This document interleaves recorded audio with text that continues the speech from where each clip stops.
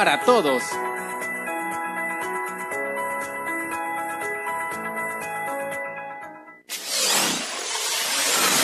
Radio Diferente. Más digital que nunca. Más digital que nunca. Durante la próxima hora, Estela Rivera te acompañará en Vida Diferente, con temas de actualidad, cultura, salud y bienestar. Vida Diferente, un programa para ti que eres diferente.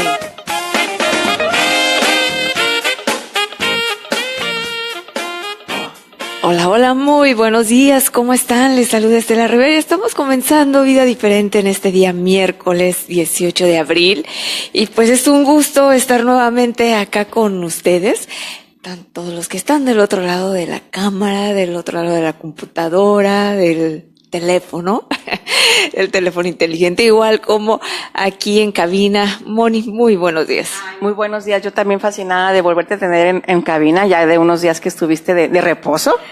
¿Te ves muy bien? Ay, gracias. Otra vez somos el dúo.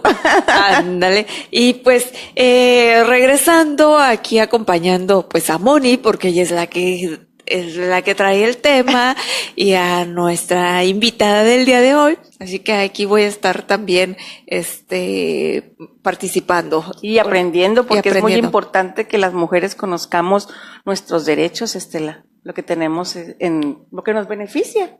A final de cuentas, ¿no? Yo creo que, conforme va pasando el tiempo, nos hemos, pues ido, como yo digo, hasta adaptando, ¿no? A todo, pero, pues aparte de ser esposa, de ser madre, pues ahora está el ámbito laboral y son muchas, pues más actividades, pero también conocer un poco de las leyes que nos protegen a las mujeres de manera general. Así es, y para eso pues tenemos quien nos hable de los derechos laborales de la mujer. Tenemos a nuestra invitada, que es la abogada, la licenciada Elizabeth Bernal. Muy buenos días, Eli. Buenos días.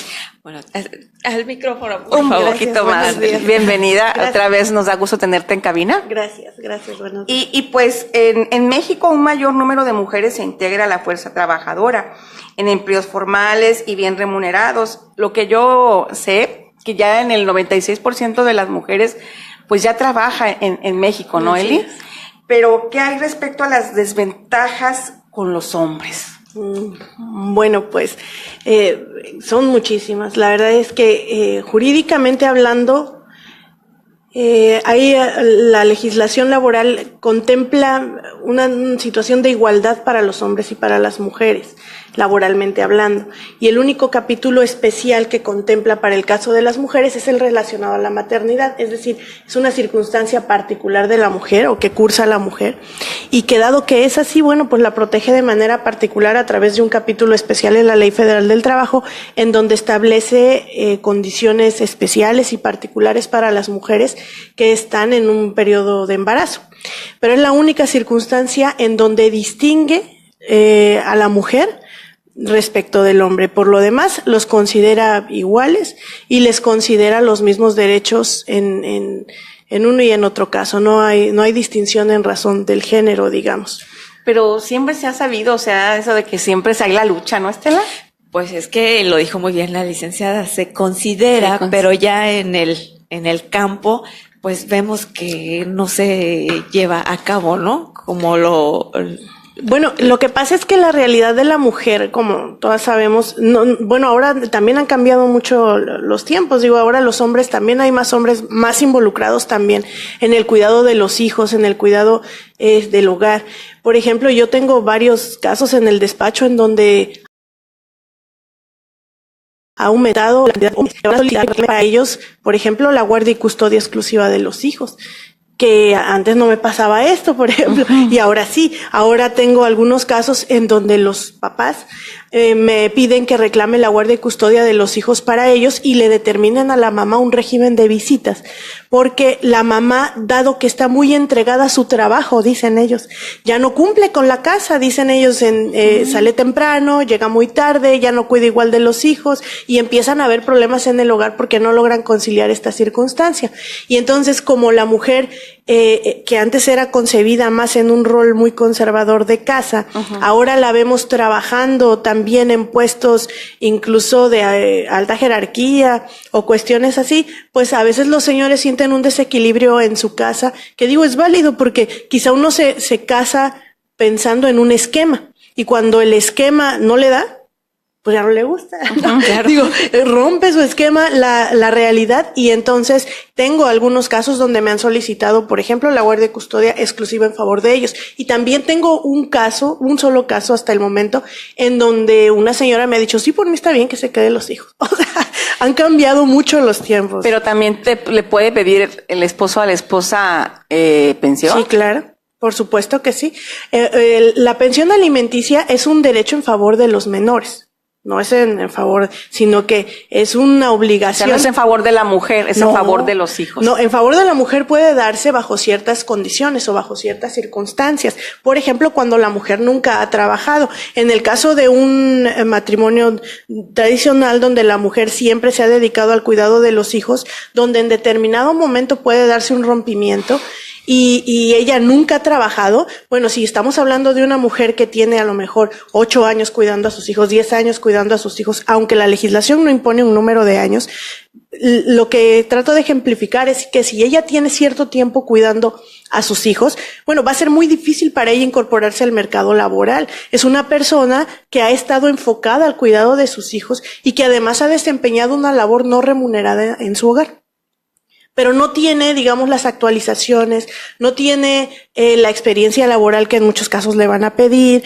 Va a ser muy difícil para ella incorporarse al mercado laboral. Entonces, en ese caso, la legislación sí permite que se solicite también en favor de ella una pensión alimenticia y también porque está dedicada al cuidado de sus hijos. Es decir, nos vamos a divorciar. Tengo un hijo de 8 años y uno de 5. Ok, tú trabajas y yo me meto a trabajar ¿y ellos?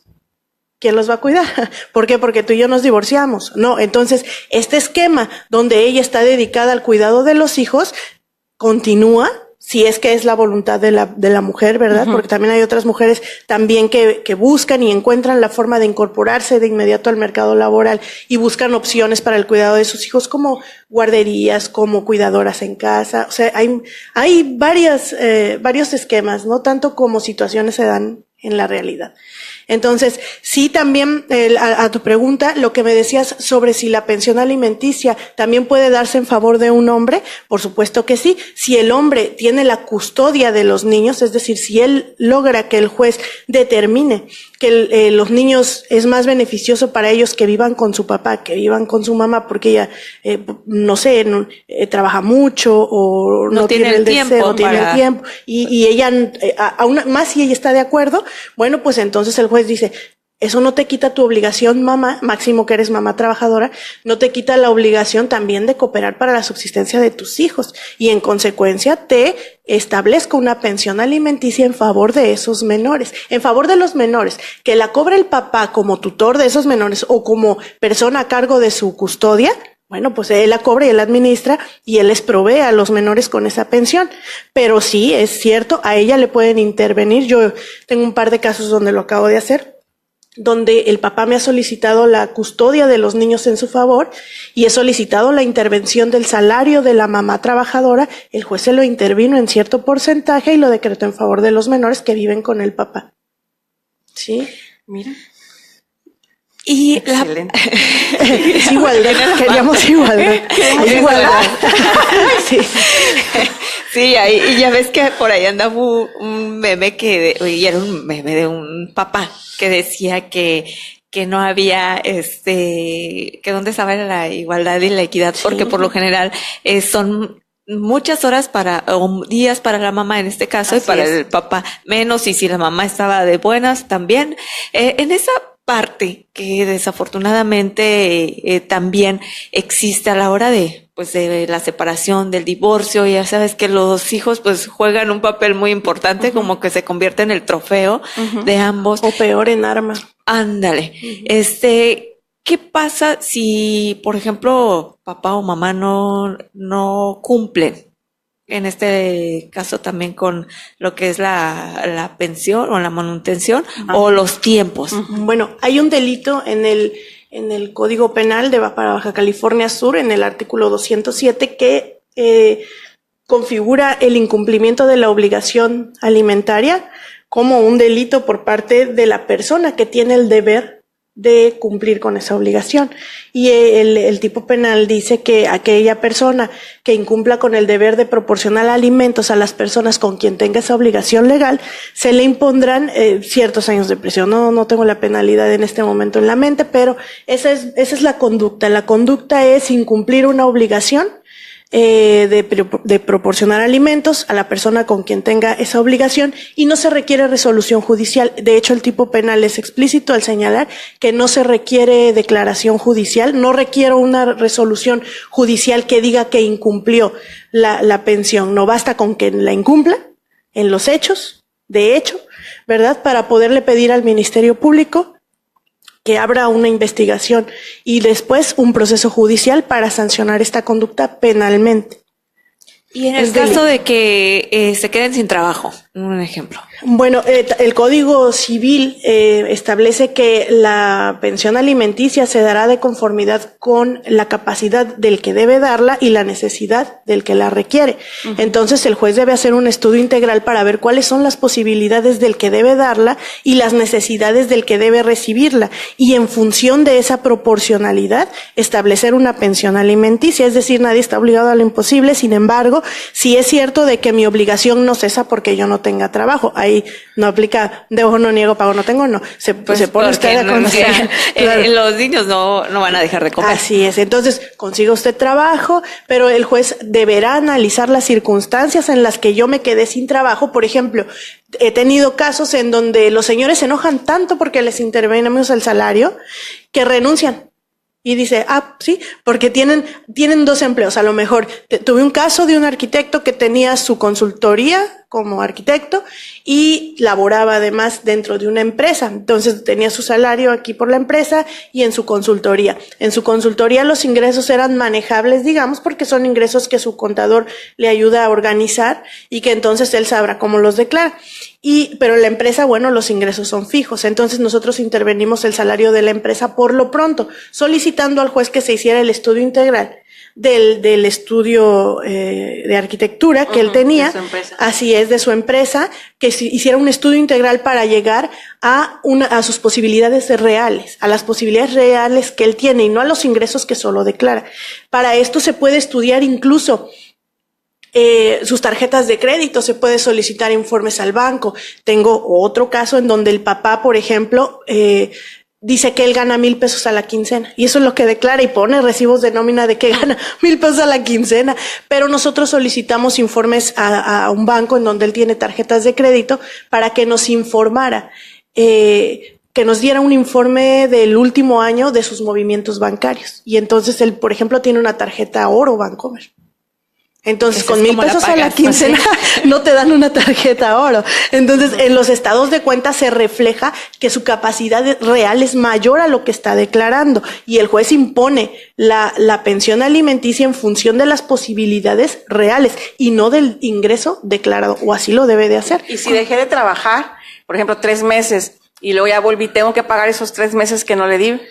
Sí, la pensión alimenticia se puede reclamar de manera retroactiva, pero a fin de no incurrir en un incumplimiento, lo importante es que tú aportes a tus posibilidades. O sea, si yo 3 meses dejé de trabajar, pero no dejé de comer 3 meses, algún ingreso debo de tener. Entonces, por ejemplo, si durante esos 3 meses yo dejé de trabajar, pero de alguna manera obtengo un ingreso, aunque sea mínimo, bueno, de ahí debo dar un porcentaje, el que pueda yo, para no incumplir.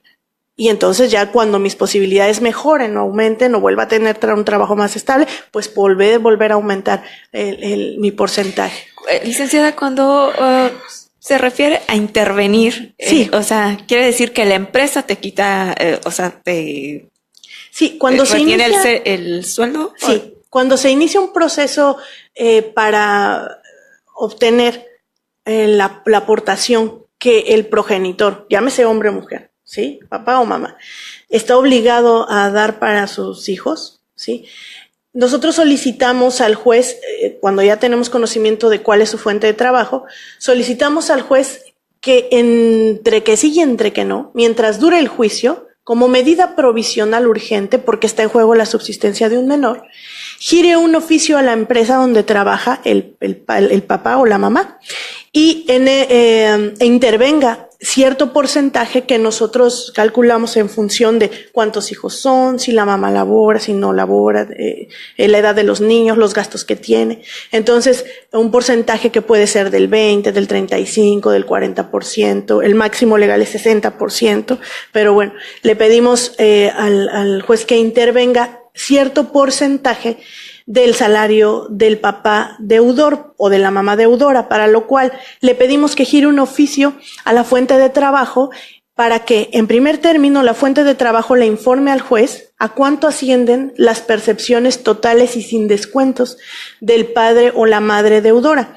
Y, en segundo lugar, proceda a ordenar que le retengan a ese papá o a esa mamá el porcentaje que nosotros estamos solicitando para la subsistencia de los niños.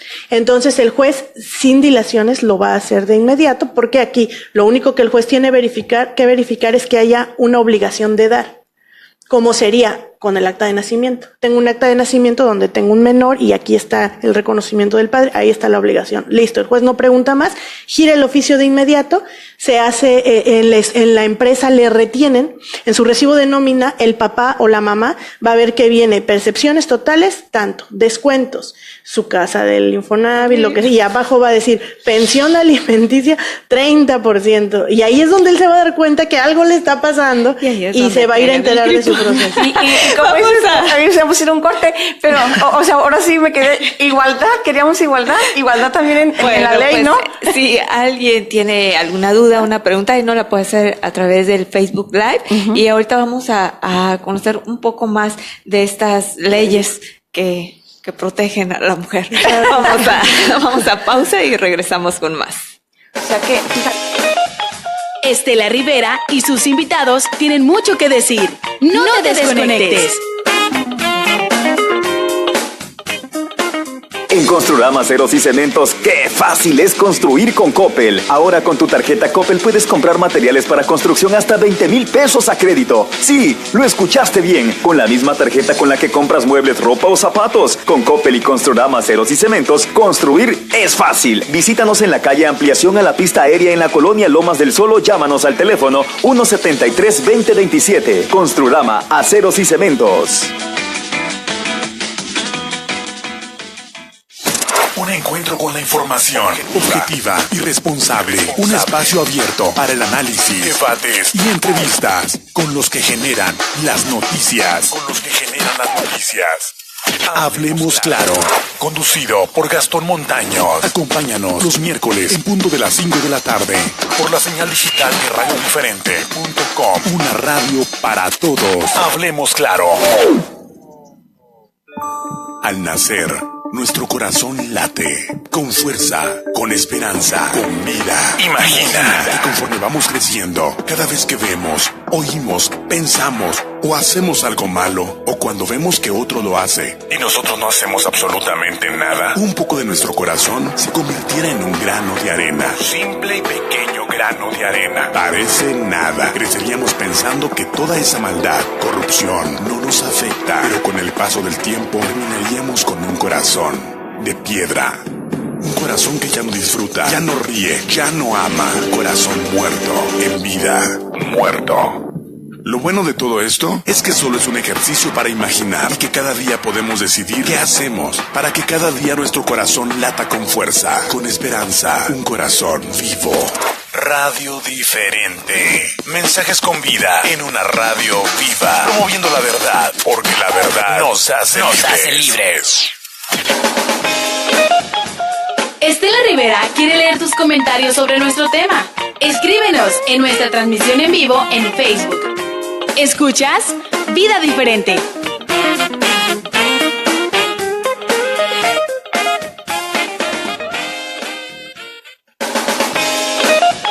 Los temas de interés para ti y tu familia con Estela Rivera. ¿Escuchas? Vida Diferente. Ya estamos de regreso. Bueno, pues ya de regreso, y por aquí tenemos saludos.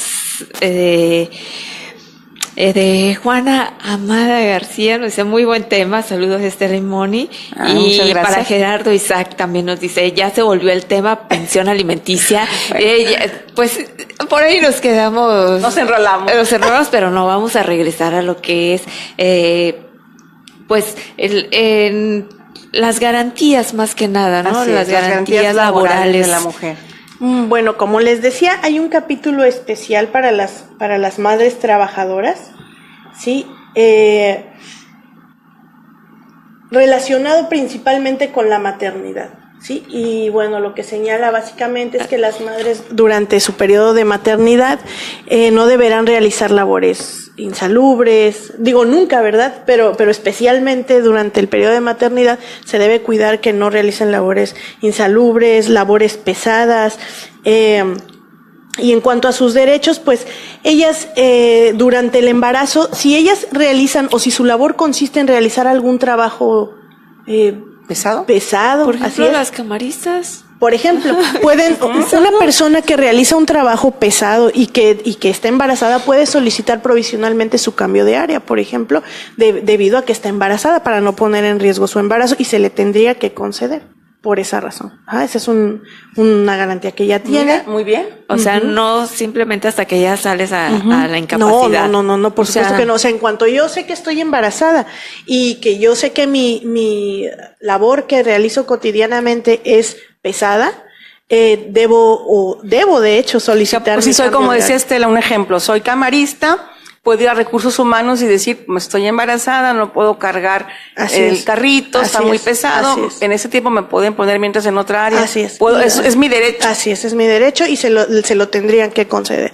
Así es, porque se pone en riesgo la vida de su feto, su propio embarazo, su proceso, Su vida. y quién sabe si la de ella misma. Entonces, sí, a la solicitud de ella lo puede solicitar. No requiere presentar una constancia de que es un embarazo de riesgo, no requiere presentar una constancia de que su médico le recomienda que se cambie de área, no. Por el hecho de estar embarazada, ella tiene derecho a no realizar labores pesadas que puedan afectar su proceso, ¿sí? Ese sería uno. Cuando ella se incapacita, ella tiene derecho a un descanso de 6 semanas anteriores y 6 semanas posteriores al alumbramiento para cuidar de su bebé. Esta incapacidad se puede alargar de acuerdo a lo que ella requiera. Por ejemplo, a veces se complica la cesárea, por ejemplo, ¿no? Si hay personas que tuvieron cesárea y gozaron de sus 6 semanas posteriores, pero resultó que se le infectó la herida, que no sé qué, y requiere más cuidados o más tiempo de incapacidad, también, o sea, se posterga por el tiempo que sea necesario hasta que ella se puede incorporar a sus labores. Oye, Eli, y también una pregunta sobre eso. Dices que se puede alargar, Sí. pero si fue un parto prematuro y no tuve mis 45 días antes, Sí, ¿esos se pierden o también se suman? No, si fue un parto prematuro, ella gozará de sus 6 semanas posteriores, porque ella tiene derecho a 6 semanas anteriores y 6 semanas posteriores. O sea, las 6 semanas anteriores a que ella tiene derecho son precisamente porque su parto está cerca y ella debe cuidarse un poco más. Es decir, no es como un periodo vacacional de que tú tienes derecho a, no sé, a 15 días de vacaciones y si no lo disfrutaste luego te lo acumulo. No. O sea, tiene una razón de ser la incapacidad previa, que es para cuidar el proceso de parto ya cuando está cerca. Entonces, si me lo vi antes de tiempo y no estaba dentro de mi rango, ya esos días, las 6 semanas ya no me las dan. No forzosamente. O sea, lo que pasa es que las leyes, tanto el artículo 123 constitucional como la Ley Federal del Trabajo, establecen los mínimos a los que tú tienes derecho, los mínimos. Tu patrón, tu contrato de trabajo puede superar esos mínimos de manera jurídicamente válida, porque que es lo que se denomina a veces prestaciones superiores a las de la ley. O sea, mínimo te tienen que dar 6 semanas antes, 6 semanas después. Si tu parto se adelanta, no por eso te tienen que completar tu incapacidad, o sea, tus 12 semanas. No te las tienen que completar. Sin embargo, muchos patrones sí lo hacen. Muchos patrones, yo, por ejemplo, cuando a mí se me adelantó mi bebé, un mes se me adelantó mi bebé y yo sé que en mi caso no tengo ese derecho por ley. Sin embargo, por contrato de trabajo sí lo tengo, porque la patronal sí nos lo ha otorgado como derecho, y entonces a mí sí se me completaron mi incapacidad posterior, se me acumuló, digamos, lo que no gocé antes, lo gocé después, pero eso es por contrato de trabajo, es una prestación superior. ¿Ya ves? Ajá, superior a la de ley. Ajá. Es cuando debemos de saber, ¿no? ¿Cuáles Ajá. son? Fíjate que también Gerardo nos comenta, y si es cierto aquí, por el área en la que estamos, pues hay muchas mujeres que trabajan en la construcción. Sí, sí, claro. Sí, bueno, Así hablando de trabajos pesados, no, pues sí. esos son de los más pesados, ¿verdad? Entonces, Cierto. debe haber un área donde ella pueda estar más tranquila, sin labores pesadas, sin labores... O sea, debe de haber. Sí, debe de haber, claro. Debe haber la posibilidad de asignarle otra labor. Perfecto, pues si nos vamos a otro punto, Sí. ¿qué otra garantía tenemos? Bueno, en caso de que ella adopte, ¿sí? También tiene derecho a un descanso laboral de 6 semanas posteriores a que recibe el bebé. Como si Para hubiese sus tenido... cuidados. Como si hubiera tenido... Sí, lo que pasa es que las 6 semanas posteriores no solamente son para que se recupere la ella mujer. misma, sino Para también que el bebé sea- requiere cuidados. Y que se adapte. Claro, que de mi punto de vista, y esto ya es una opinión personal, la verdad es que a mí 45 días, que en eso se traduce, pues me parece nada. O sea, realmente creo que esta es una lucha que hace falta abordar por las personas que abogan mucho por los derechos de género, ¿no? Porque yo les decía hace un momento en el corte, una cosa es la igualdad, porque cuando decimos queríamos igualdad, no, pero una cosa es igualdad y otra cosa es perspectiva de género. O sea, la autoridad al legislar y al juzgar tiene que hacerlo con perspectiva de género, porque si bien es cierto somos iguales, en derechos, no somos iguales biológicamente, no somos iguales, hombres y mujeres no somos iguales. En cuestión jurídica sí, en derechos sí, como seres humanos sí, pero en realidad no somos iguales, en el sentido de que, pues ahí hay qué mejor ejemplo, ¿verdad?, que el tema del embarazo y del parto, ¿verdad?, y del cuidado de los hijos, amamantar a los hijos, pues nada más yo lo puedo hacer, nada más la mujer lo puede hacer, aunque con los adelantos científicos, quién sabe, pero hasta el momento... No, solamente sí, nosotros. hasta el momento los niños son amamantados por las mamás. Entonces, la verdad es que aventar de 45 días, y lo digo así porque así tiene que ser, aventar de 45 días al niño a la guardería, la verdad es que eso está criminal para que yo me pueda regresar a trabajar, para que la mujer se pueda regresar a trabajar. Un niño de 45 días está muy chiquito, necesita del acercamiento materno. En otros países más avanzados, el descanso es de 6 meses, por ejemplo, posteriores al parto, con derecho a regresar a su puesto de trabajo. Entonces, realmente, sí, 45 días posteriores al parto, sí, desde mi punto de vista es una lucha que está ahí, que nadie ha tomado. Que para los que hacen nuestras leyes debería ser un buen punto. Así es, sí, así es. O sea, realmente sería un tema para abordar como perspectiva de género, es decir, y incluso atendiendo al interés superior de la infancia, es decir, 45 días es lo que requiere un bebecito para que esté su mamá con ella cerca. Claro que no, o sea, podríamos concluir científicamente incluso que no. Ajá, entonces creo que eso sí es algo que hace falta discutir. Por salud, o sea, si te están diciendo, por ejemplo, de que es preferente amamantarlo, y como mujeres, y lo digo desde mi punto de vista, y también personal, que cuando te vas a trabajar, o sea, hay que dejarle la leche, ¿no? Y entonces ya no, pues son más horas, te tienes que levantar más temprano, estarte ordeñando literalmente, sacándote la leche para dejarle. Fíjate que ayer en una plática de mujeres, de ya unas abuelitas, decían eso de las hijas, que las hijas estaban comprando el ordeñador eléctrico y que pues que todo muy rápido y que se estaba perdiendo el contacto del bebé con su mamá, el tocar a su mamá, el sentirla. Sí, entonces, es como dices, es muy igualmente se puede olvidar de aprender esa succión de amamantar. se les olvida. Entonces es más práctico para ellos el biberón. Y más que práctico, es una es que yo quiero que pienses en alguien que es una mamá soltera, por ejemplo. Yo quiero que pienses en una mamá soltera que bueno, está embarazada, por alguna razón no se consolidó a lo mejor la relación con el papá del niño, lo que sea. Y ella está enfrentando esa responsabilidad sola, ¿sí? Ahora, es una mujer que tiene que hacer frente a un sinnúmero de responsabilidades y que entre ellas pues trabajar. Ella lo que le urge es poder separar para irse a trabajar, para poder mantener ese niño, para poder darle a ese niño lo que requiere, para poder pagar renta, luz, todo lo que ella tendrá que enfrentar, guardería incluso. Ella lo que le urge es pararse para poderse ir a trabajar porque no tiene ese beneficio, porque no tiene realmente ninguna garantía legal que le permita ser mamá o enfrentar esa responsabilidad sin preocupaciones. No puede hacerlo. Por eso lo importante de que también los que pues llevan a cabo y deciden las leyes, o sea, ¿por qué es tan importante que estén mujeres? Así es. Por la perspectiva de género, porque pues un hombre no piensa en eso. Es que incluso ahora les ha obligado a los que es lo que a mí me extraña, que incluso ahora, bajo el argumento de la equidad de género, ¿verdad?, que se les obliga a los partidos políticos, se les obliga a las instituciones a tener cierta cuota de mujeres. Ajá. Y bueno, yo no lo estoy viendo reflejado en este tipo de cambios, aquí donde esas mujeres que están ahora en una posición desde donde pueden influir, desde donde pueden hacer cambios, desde donde pueden señalar, pues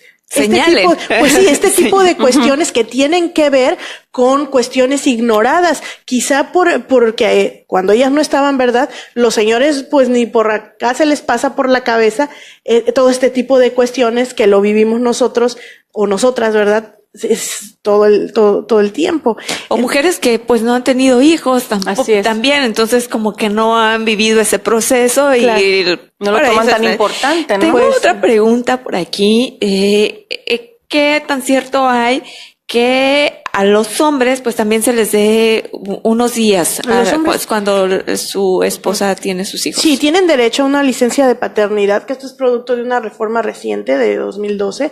Me parece que son 6 días a lo que ellos tienen derecho cuando acaban de ser papás. Son 6 días a lo que tienen derecho para apoyar a la mujer en el cuidado por ejemplo, acaba de salir operada, o acaba de tener un parto, o que está en el hospital. Cuando ellos son papás tienen derecho a una licencia de 6 días, que igualmente pues es muy, muy poco. Pero eso es a lo que tienen derecho. Ya es ganancia, digan, ¿no? Es muy poco, pero sí, imagínate, bueno, yo digo la atención, ¿no?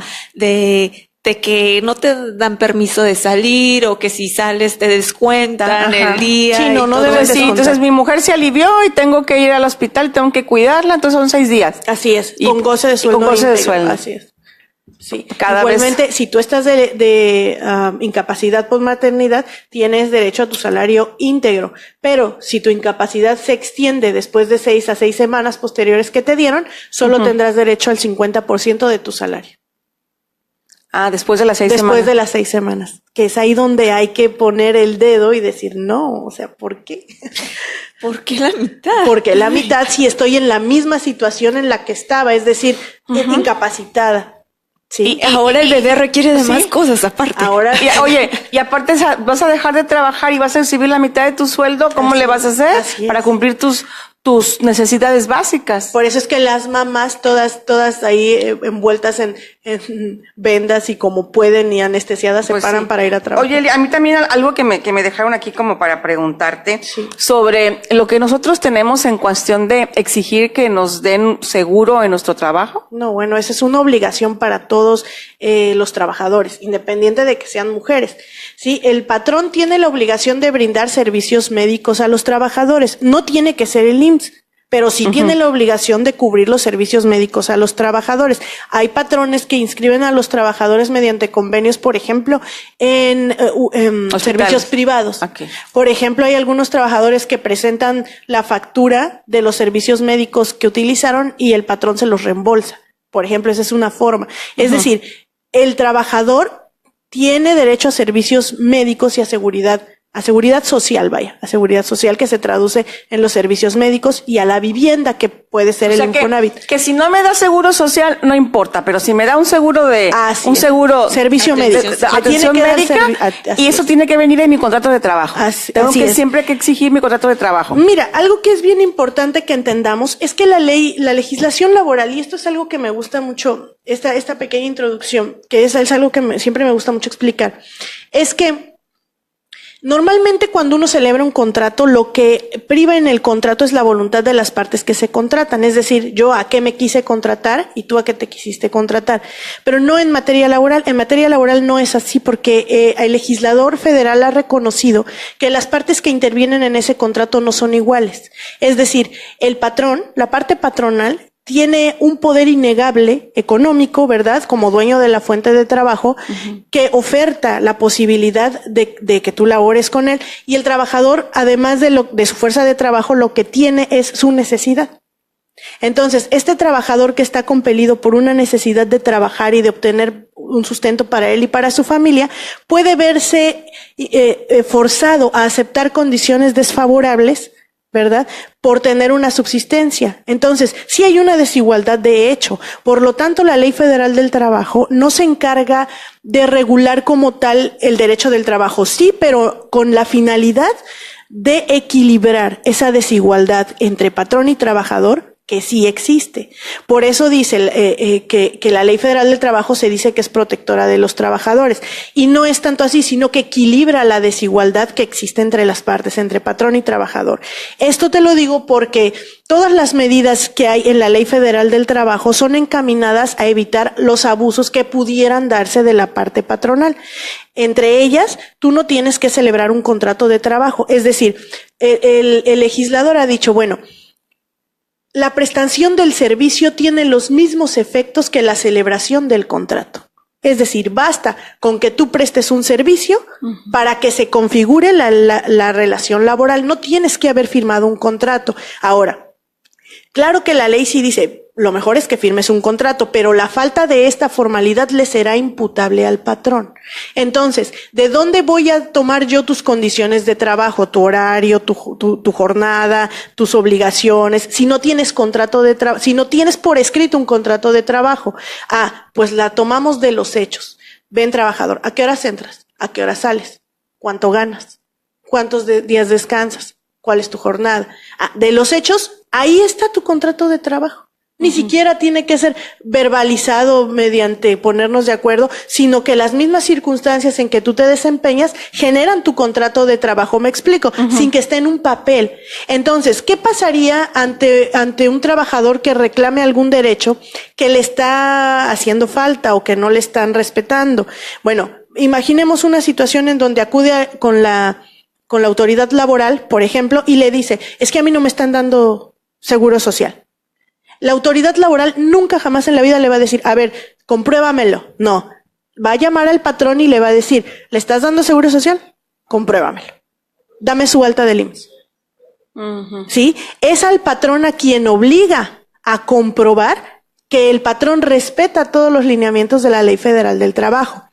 Si el patrón no logra comprobar que respeta todos los lineamientos de la Ley Federal del Trabajo, entonces se tendrá por cierto lo que el trabajador le diga a la autoridad, sin necesidad de que el trabajador lo compruebe. Es decir, la carga de la prueba, salvo 2 o 3 excepciones, pero en términos muy generales y para efectos de lo que estamos platicando, la carga de la prueba, es decir, la obligación de comprobar que cumple con todas sus obligaciones laborales, siempre será del patrón. Por ejemplo, si el trabajador dice, es que yo gano 200 pesos diarios, pero me tienen dado de alta en el IMSS, que esto es muy común, con 80 pesos diarios. Pero yo en realidad gano 200, ¿no? Bueno, será el patrón quien tenga que comprobar a través del recibo de nómina el salario real del trabajador. Del recibo de nómina, no del alta en el IMSS. El alta en el IMSS no es idónea para comprobar el salario del trabajador. ¿Por qué? Porque ese documento solo es para comprobar que le brindo los servicios médicos. Pero como es un documento unilateral que yo genero en la institución de seguridad social en donde el trabajador no tiene intervención, puede ser que yo esté declarando un salario menor. Por eso, a criterio de nuestro máximo tribunal, que es la Suprema Corte de Justicia, ese documento no es idóneo para comprobar el salario del trabajador. Así que para todos los patrones que acostumbran a darlos de alta con salarios menores, no les va a servir de nada. Puede haber multas. Claro, por supuesto, en cuanto la institución de seguridad social se dé cuenta que tú estás declarando un salario menor al que es real el del trabajador, ¿cómo lo va a comprobar? ¿Qué hacemos nosotros para que el tribunal se dé cuenta que, para empezar, si el patrón presenta ese documento del IMSS, le va a decir la autoridad laboral, no me sirve tráeme un recibo de nómina. Un recibo de nómina. No me sirve. Si él no presenta un recibo de nómina, se tendrá, por cierto, el trabajador, el salario que alega el trabajador. ¿Sí? Oye, pues la platiquita está muy buena, pero me estaba acordando de que ya se va a acabar el... Pero no has tomado café. Es que ahorita, yo las veo, nada más les invitamos el café. De Cabo Coffee. Sí, como el siempre. El mejor café. Abren a las 6 de la mañana, Eli. Yo creo bien. que por ahí has de haber pasado alguna vez. Sí, claro que sí. Está en la esquina de Miguel Hidalgo. Ahí para llevar tu kilo, puedes ir a tomarte un café con un postre, muy rico, un tecito. Entonces, para que sigamos platicando en Vida Diferente, pero con el café de Cabo Coffee. Así como debe ser. Oye, yo creo que ya no nos vamos a ir a corte por allá. Gracias a Vero, que está del otro lado del cristal. Gracias, Verito. Ya no nos vamos a ir a corte, ya el tiempo ya no nos da, pero mejor, no sé si, licenciada, usted quisiera tocar algún punto que sea pues todos son importantes, sí, claro. Pero pues, que sea de gran importancia, que no se nos pase. Tengo dos preguntas. Sí, por favor. Nomás, aquí es antes. Bueno, aquí me habían hecho una, ¿no? Y las trabajadoras domésticas, ¿qué deben hacer para tener sus derechos? Porque pues ellas muchas veces no están aseguradas. Sí, las trabajadoras domésticas, independientemente de que tienen un régimen especial en la Ley Federal del Trabajo, es decir, son consideradas trabajadores especiales y tienen condiciones especiales porque son trabajadores que están en un contacto inmediato y directo con el patrón, muy estrecho, pues la tengo en mi casa, imagínate, ¿no? Entonces es una trabajadora especial, pero independientemente esa trabajadora tiene derecho a la seguridad social y a la protección al salario, es decir, tiene derecho a los servicios médicos y tiene derecho a generar para su vivienda, Infonavit. Yo decía que no es obligatorio inscribirlos o afiliarse al IMSS, no es obligatorio, pero es una opción que el gobierno nos da. Entonces, pues sí te quita de muchos problemas como patrón, porque ya no tienes que andar buscando pagar servicios médicos carísimos, sino que, afilias a tu trabajador al IMSS, que no es barato tampoco para el patrón, pero sí es más barato que un servicio médico privado. Entonces, la diferencia estriba en que en el IMSS tú tienes que estar haciendo tu aportación constantemente, la use o no la use el trabajador, el servicio médico. Y en un servicio privado, pues lo pagas cuando lo ocupas, ¿no? Pero mientras tú le des servicio médico al trabajador, estás cumpliendo con la obligación. En el caso de la trabajadora doméstica, pues tiene derecho a ese servicio. Yo aunque está en mi casa, no es un negocio, yo puedo pagarle su consulta médica. Es que tú eres patrón. Ajá. Aunque tú no tengas un negocio, tienes un trabajador. Te vuelves patrón. Entonces, cuando tú contratas una trabajadora doméstica, en teoría tendría uno que darse de alta como patrón y decir tengo un trabajador y cubrirlo como trabajador. Entonces, ¿qué hacen normalmente las personas? Las que no tienen a alguien de planta, ¿verdad? Contratan eventualmente a una persona que viene a limpiar tu casa el lunes y el viernes. Entonces es a la semana. Bueno, okay, sí, pues sí. Entonces, y yo mi otra pregunta que me hicieron. ¿Un patrón puede despedir a una empleada embarazada dándole una gratificación o compensación si de antemano sabe que la empleada cometió un error en su trabajo? Hay varias cosas ahí, porque al inicio de la pregunta pareciera ser que la está despidiendo porque está embarazada. Ajá. Pero no es así, sino dice, cometió un error en su trabajo. Una de las mayores protecciones de la Ley Federal del Trabajo para los trabajadores es la estabilidad en el empleo, es decir, ellos no pueden ser despedidos por cualquier causa. A un trabajador solamente lo puedes despedir, a un trabajador en términos generales, solamente lo puedes despedir por una de las causas que establece el artículo 47 de la Ley Federal del Trabajo. Es decir, la ley te da un catálogo limitado de cuáles son los supuestos por los cuales tú puedes despedir a una persona. Fuera de esas causas, no puedes despedir a una persona. Entonces, primero habría que ver qué error cometió y si este error encuadra en uno de los que enumera con toda claridad y precisión el artículo 47 de la Ley Federal del Trabajo. Si no encuadra ahí, se traduciría en un despido injustificado. Así es. Y aparte, está el otro punto que antes, ahorita no sé cómo hacer, ¿no? Pero antes te pedían inclusive a las mujeres certificado de que no estuvieran embarazadas. Eso es totalmente violatorio de derecho. ¿Es cierto que a veces decían que si estaba embarazada le hacían la vida pesada para que se fuera? Sí, claro. Y sí, claro, o sea, digo, son prácticas, lo que llaman malas prácticas con un eufemismo, ¿verdad? Malas prácticas, porque la verdad es que son absolutas violaciones a sus derechos humanos. Entonces, pedirle a una mujer que me presente un certificado de no embarazo, es una violación directa a sus derechos humanos que puede ser denunciado y sancionado. Sí. Oye, Eli, también nos comentabas en el corte que había algunas reformas que todavía no estaban ya, autorizadas, se puede decir, pero que estaban ¿En materia laboral? Ajá. Sí. Para la mujer que trabajaba y que estaba en...